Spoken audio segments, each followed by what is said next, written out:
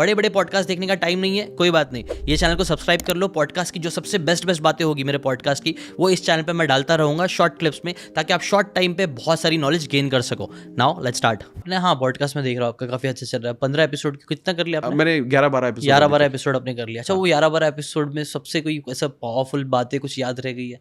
मतलब इतने सारे इंटरेस्टिंग गेस्ट से मिलना हुआ तो बहुत सारी बातें जो मैंने सीखी मैंने तो बता दी है ऑलरेडी। कोई एक बात जो अभी तक चिपक गई किसी एक चीज, किसी एक इंसान की, हाँ ये बात बहुत अच्छी बोला उसने?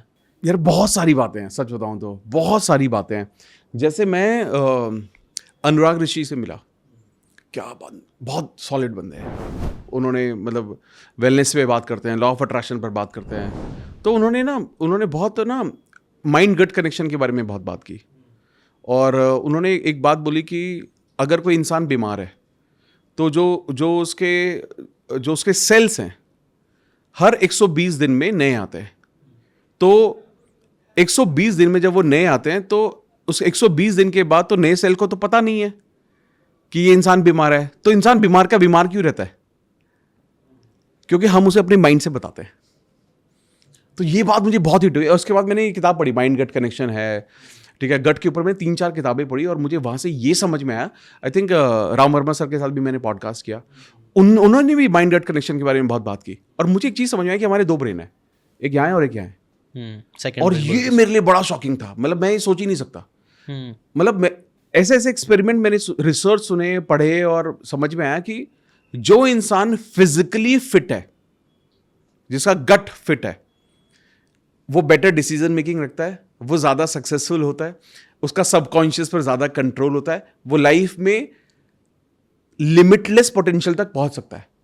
तो लाइफ में लोग जो सोच रहे हैं कि यार अच्छी सोच रखो, फिटनेस को इग्नोर कर रहे हैं, तो वो पोटेंशियल पर नहीं खेल रहे हैं। वो अगर वो लाइफ में अपनी लाइफ से गट का ध्यान रखकर वो बहुत आगे जा सकते हैं। और ये मेरे लिए बिल्कुल नया है, ये मैं 4 महीने पहले ही सीखा है। हाँ, आप ये सोचो। मैंने एक्चुअली, आपने तुम सही बोला, अनुराग ऋषि के साथ भी मैंने पॉडकास्ट किया, हमारे काफ़ी सही चले थे। और राम वर्मा सर के साथ भी, और राम वर्मा सर ने मुझे बहुत अच्छे से ये चीज़ गट वाली चीज़ें बताई कि कितना इंपॉर्टेंट ये हमारा सेकंड ब्रेन है बेसिकली। और उसमें सब चीज़ें रहता है। बोलते हैं गट फीलिंग आया, वो गट यहाँ से आता है। वो गट सही रहेंगे, वहाँ के माइक्रो ऑर्गेनिज्म, ये सब चीज़ें सही रहेगी तो वो सही तरफ आपको पुश भी करता है, डिसीजन मेकिंग में भी हेल्प करते हैं आपकी गट फीलिंग आपको। और to be honest gut feeling ही कई बार जो डिसीजन देते हैं ना, उससे रिजल्ट भी बहुत अच्छा आता है। सो ये तो हाँ, मेरे लिए भी काफी इंटरेस्टिंग ये चीज।